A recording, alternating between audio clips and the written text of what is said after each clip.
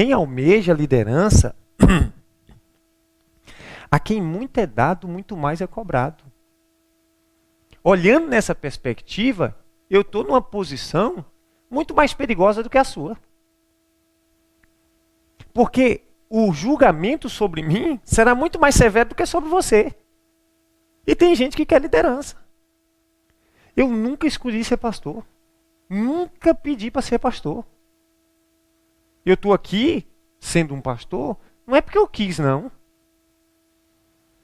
Mas porque eu fui chamado por Deus. E aceitei de bom grado. Olha, já aconteceu coisa na minha vida assim. Eu chegava num canto, o cara falava assim, e aí, pastor? Na época que eu não era pastor ainda. Eu falei, não, irmão, não sou pastor, não. Ah, desculpa. Aí eu chegava em outro canto, ô pastor, tudo bom? Eu falei, peraí, eu vou vestir diferente. Vou botar um short, uma camiseta, para ver se a pessoa não me chama de pastor. Porque eu não gostava mesmo não, gente. Aí vesti uma camiseta, né? Camiseta. Vesti um short, camisa. Eu falei, agora eu estou parecendo um playboy. Aí agora eu quero ver se alguém vai me chamar de pastor. Aí cheguei, primeiro ponto que eu cheguei na melancia, pastor. E aí, pastor? Eu falei, agora pronto. Eu só devo estar aqui com uma escrito na minha testa aqui, pastor, não é possível. Então assim, eu falei, não tem jeito, não adianta eu correr. Né? Mas só para você entender que o chamado de Deus na sua vida já está na sua face. Você já começa a ter características de pastor. Né? E isso é necessário que você compreenda o seu chamado. Segundo ponto que eu quero, tem mais de 50 pontos, evidentemente nós vamos tratar disso ao longo dos domingos. O líder precisa ter vida com Deus e ser sensível a Deus. O líder precisa ter vida com Deus e ser sensível a Deus. Conhecer a Deus. Quando Samuel, ainda jovem, Deus chama Samuel, Samuel não conhecia a voz de Deus. Ele vai procurar o profeta Eli. O Senhor me chamou. Aí ele diz, não, meu filho, eu não te chamei, volta a dormir. Ele volta a dormir e novamente Deus o chama. Samuel. Aí ele levanta da cama e vai até Eli. O Senhor me chamou? Ele diz, não te chamei. Volte a dormir. E depois, a terceira vez, o Senhor chama ele vai de novo. Eli entende e diz assim, olha Samuel, quando você ouvir novamente essa voz, não venha aqui não. Apenas diga, fala Senhor, que o teu servo ouve. Ali estava se dando o chamado de Deus na vida de Samuel, do profeta Samuel, como um líder da nação de Israel, como um profeta em Israel. E a partir dali ele estava conhecendo a voz de Deus e Deus estava tornando ele sensível à sua voz. Ele estava conhecendo. Então o líder precisa ser sensível à voz de Deus. Senão, como é que eu vou pastorear? Eu tenho que ser sensível, eu preciso ter vida com Deus. Então você não pode esquecer disso em hipótese nenhuma. O líder precisa ter vida com Deus, ser sensível a Deus, conhecer a Deus. Terceiro, o líder precisa ter sabedoria. Não tem como liderar sem sabedoria. Salomão, quando ele toma conta, quando ele é instituído rei sobre Israel, no lugar do seu pai Davi, lá em 2 Crônica, salvo engano, ele vai dizer, Senhor, dai-me sabedoria para entrar e sair no meio desse povo, para julgar tão grande multidão de gente, né? Como esta multidão de pessoas, como é que eu vou julgar? Eu preciso que o Senhor me dê sabedoria. E Deus deu a ele sabedoria. Pastor, como é que eu faço para ter sabedoria? Lá no livro de Tiago diz, quem quer sabedoria, peça a Deus que o dará liberalmente. Vai ter questões, é inerente ao ministério. Vai ter questões que você precisa ter sabedoria para tomar decisões. O remédio que você dá a João não é o mesmo que você dá a Francisco. Não existe o pau que bate em Chico, bate em Francisco, num contexto de liderar. Porque às vezes a estrutura de João é uma, e a estrutura de Francisco é outra. O contexto familiar de João é um, e o contexto de Francisco é outro. Então vamos imaginar que Francisco comete adultério e João comete adultério. Alguém pode dizer assim, o pastor passou a mão na cabeça de João e bateu em Francisco. Mas porque a estrutura de Francisco é uma e a estrutura de João é outra. Se você não tiver esse discernimento, essa sabedoria, você mata aquele camarada. O apóstolo Paulo vai dizer que na igreja, alguns ainda estão mamando, estão bebendo leite, e que outros já estão comendo comida sólida. Ele está falando o quê? De maturidade, que nós como líderes precisamos ter. Ah, fulano cometeu o mesmo erro, dei esse remédio, vai resolver. Então vou dar no fulano também. Não é assim. Olhe para o ser humano, conheça a estrutura dele, converse com ele, a razão pela qual ele cometeu aquele erro. Não justifica, mas explica. E o líder precisa entender isso. Não é sair batendo pau em todo mundo, não. Bati em um, resolveu, eu vou bater no outro, vai resolver também. A pancada que dá em um pode matar o outro. Então é isso, é essa dimensão que a sabedoria nos proporciona. É saber levar as pessoas de acordo às suas particularidades. Cada um tem uma estrutura, cada um tem uma particularidade. E a gente não pode ser afoito. Calma. Vai tratando as pessoas no seu individual, na sua particularidade. Olhe para Israel, ouça Israel, entenda o contexto de vida dele. Ouça ele primeiro, para depois você tomar qualquer conclusão. Sente com o camarada, deixa ele falar, ouça com atenção, olhe nos olhos, preste atenção no que ele está falando. Depois você tira as suas conclusões. Depois você dá seu direcionamento. Aí a pessoa chega, não ouviu direito. Já vi líder assim. Você vai conversar com ele. Você já viu? Você está conversando com o líder, se expondo um problema para ele. Aí daqui a pouco ele diz assim, ah, é. Aí você fala assim, rapaz, será que esse cara prestou atenção no que eu disse para ele? Se você vem conversar comigo, Israel, aí daqui a pouco você percebe que eu falo, ah, é, Israel. Rapaz, será que esse pastor se importou com o meu problema? Será que ele prestou atenção no que eu disse para ele? Porque, pelo visto, ele não deu a mínima importância. Então você sai daquela conversa, ao invés de confortado, desprezado. Essa é uma verdade. Porque o líder está lá voando na maionese, como muitos dizem, essa expressão é antiga, nunca mais eu usei ela. O líder está ali voando na maionese, tá conversando, o membro chega para conversar com ele. Aí daqui a pouco, você fala, moço, eu estou perdendo meu tempo aqui conversando com esse cara. Ele não prestou atenção em nada daquilo que eu disse. Quando você e eu conversamos com alguém, o que a gente quer? Que a gente olhe nos olhos, principalmente mulher. Porque olhar nos olhos significa que eu estou te dando atenção. Se você conversar comigo e eu estiver aqui, você vai falar assim, será que o pastor está se importando mesmo com o meu problema?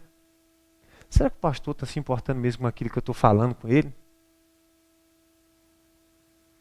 Eu acho que ele está pouco se lixando para o meu problema. Sequer me ouviu. É isso. Aí ele se decepciona e sai fora da igreja. Saiu porque é rebelde. Saiu porque você não cuidou. Saiu porque você fez pouco caso daquela pessoa. Saiu porque aquela pessoa estava enferma e não encontrou remédio. Foi procurar remédio onde tinha. Saiu porque estava com fome, falou para você não deu comida. Ela, no instinto, foi procurar. Então você precisa entender esse princípio de liderança, ter sabedoria. Quarto ponto. A primeira pessoa a ser liderada é você mesmo. Se você não consegue se liderar, como você vai liderar outro? Liderar suas emoções. Nós temos impulsos, todos nós, eu e você, os quais devem ser segurados, liderados. A gente não pode fazer tudo o que a gente quer A gente tem que se liderar. Temos que ter o fruto do Espírito, temperança, ser temperado, equilibrado. Então a primeira pessoa que você deve liderar é você. Antes de você querer liderar uma multidão, você tem que liderar a si mesmo. Se você não lidera a si mesmo, você vai liderar quem? Então você precisa ser líder de si mesmo, das suas emoções. Então, lidere você mesmo. Se você não lidera você mesmo, não adianta querer liderar uma multidão. À medida que você cresce, à medida que você tem capacidade, mais pessoas você lidera. Então a primeira pessoa que você deve liderar é você mesmo. Quinto, o primeiro lugar onde você deve liderar é a sua casa. O primeiro lugar onde o líder precisa se tornar líder é a sua casa. E o líder naturalmente já tem isso impregnado no seu DNA. Eu sou o caçula da minha casa. Caçula. 11 anos eu comecei a trabalhar. 11 anos de idade. E naturalmente a minha família tudo se reportava a mim. Naturalmente. Nunca me impus. Naturalmente. Lá em São Paulo, que minha família está toda em São Paulo, se acontecer alguma coisa com eles, todos eles ligam para mim. Eles vão ligar para mim. O líder é a coluna de sustentação de um lar, de uma casa. Aí às vezes nós falamos assim, rapaz, tudo quanto é problema, liga para mim. Tudo quanto é problema, recai sobre mim. Porque naturalmente as pessoas enxergam em você um porto seguro. Enxergam em você um princípio de liderança. Então minha mãe me liga, meu pai me liga, minhas irmãs me ligam. Olha, estou passando por isso, meu filho, aconteceu isso aqui. O que você me diz? Uma irmã de 40 anos, de 40 e poucos anos, liga para o filho caçula. Por quê? Porque desde novinho já viu aquele destaque de princípio de liderança. E olha o que Paulo vai dizer a Timóteo, na primeira carta a Timóteo, no capítulo 3, versos 4 e 5. Que governe bem a sua própria casa. Que governe bem a sua própria casa. Tendo seus filhos em sujeição com toda modéstia. Com toda modéstia. Porque se alguém não sabe governar a sua própria casa, terá cuidado da casa de Deus? Então você precisa ser primeiro, antes de você ser líder de pessoas, você precisa ser líder de si mesmo. Segundo, você precisa ser líder da sua casa. Eu preciso liderar esposa, filhos com modéstia. Que isso? Sem vaidade, sem imposição. Liderança tem que ter amor no coração. Então eu preciso liderar minha casa, os meus filhos. E uma boa liderança... Me veio algo na memória aqui. Perguntou um grande líder. Fizeram a seguinte pergunta: como é que você sabe que você é um bom líder? Ele respondeu: na minha ausência. Na sua ausência? É. Porque na minha presença é fácil alguém fazer as coisas. Mas eu sei que sou um bom líder na minha ausência. Porque eles vão continuar fazendo o que na minha presença estavam fazendo, fariam. Então o bom líder, na sua ausência, as coisas correm do mesmo jeito. Por quê? Porque as pessoas não têm medo dele, respeitam ele. Eu não quero que as pessoas tenham medo de mim, eu quero que as pessoas me respeitem. Um bom líder não é temido, é respeitado. É diferente. Um bom líder não é temido, é respeitado. Não, o pastor não está aqui, mas a gente precisa fazer tudo assim, assim, assado. É diferente. Não, nós temos que fazer porque o pastor está aí. Então, as visões são diferentes. Mas o bom líder, na sua ausência, as coisas correm do mesmo jeito. É isso que a gente precisa aprender. que a gente sai, se ausenta e as coisas não viram bagunça. Se você saiu e as coisas viram bagunça, as pessoas estão agora fazendo ao contrário do que se estivesse na sua presença, é porque você não é um bom líder. Então traga sempre isso em mente, em seu coração. Sexto, o líder precisa ser exemplo. É indiscutível isso. Eu coloquei no meu Instagram, volta e meia tem umas frases lá legais, né?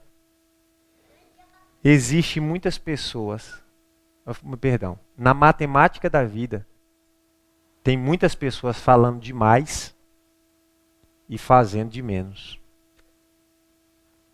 Na matemática da vida, tem muitas pessoas falando demais e fazendo de menos. Eu sou o que eu faço e não o que eu falo. A minha filha vai reproduzir o que ela vê e não o que ela ouve. Eu vou convencer as pessoas pelas minhas atitudes e não pelas minhas palavras. E o líder precisa entender isso. Em 1 Coríntios, no capítulo 11, verso 1, Paulo diz assim: sejam meus imitadores. Olha o que Paulo está chamando, a responsabilidade.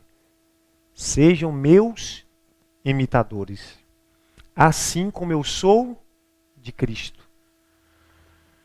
Sejam meus imitadores, assim como eu sou de Cristo. Paulo tem Cristo como sua referência. E agora ele está passando ele como referência para essas pessoas. Já pensou, vou lançar um desafio, já pensou você fazer tudo que eu faço? E agora, será que vai ser bom para você ou vai ser ruim para você? Tem líder que ele fala demais e faz de menos. Ele não faz nada. O líder não fala vai, o líder fala vamos. É diferente. São palavras, né, de pequeno porte, digamos assim, mas que faz outro sentido na sua mente. Se eu falo, Sheila, vai, é uma coisa. Se eu digo, Sheila, vamos, é diferente. Então o verdadeiro líder, ele diz vamos ao invés de vai. Ele está dizendo, eu estou com você. Mas tem muito líder que quer dizer vai, faz isso, faz aquilo, faz... Gente, pelo amor de Deus, até quando nós vamos ter um pensamento medíocre, de usurpando de poder? Não precisa. É melhor você conquistar uma pessoa do que pressionar uma pessoa. Então a gente precisa entender, querido, que todo líder precisa ser um exemplo a ser seguido. Já vi casos de líderes que raramente ele estava no evento da igreja. Oração, não estava. Vigília, não estava. Chegava em todos os cultos atrasado. Aí você para e pensa assim, rapaz, esse cara está... Eu acho que ele está equivocado quanto ao chamado dele. Como é que um líder ele chega em todos os cultos atrasado? Pastor, então quer dizer que o líder não pode chegar atrasado em hipótese? Gente, não é isso que eu estou falando. Evidentemente vai ter dia aqui que eu vou acabar atrasando, mas isso não me representa. Isso é uma exceção. Isso foi um acidente. Né? Aconteceu 1 em 1 milhão. Mas via de regra ele chega pelo menos pontualmente. Se você observar, quando você chega aqui eu já estou. Por quê? Porque se eu não chego no horário, eu não posso cobrar de você que você chegue. Já vi líder chegar na escola bíblica, a escola bíblica começa às 9h30, ele chega às 10h20. E isso não aconteceu uma vez, aconteceu diversas vezes. Era o que tipificava ele. Que o culto começa às 7h30, ele chegava às 8h05. E isso era uma frequência, você para assim para analisar, você fala assim, rapaz, será que esse líder está pensando certo? É para você analisar, porque você, da mesma forma que eu observei, muitos observaram.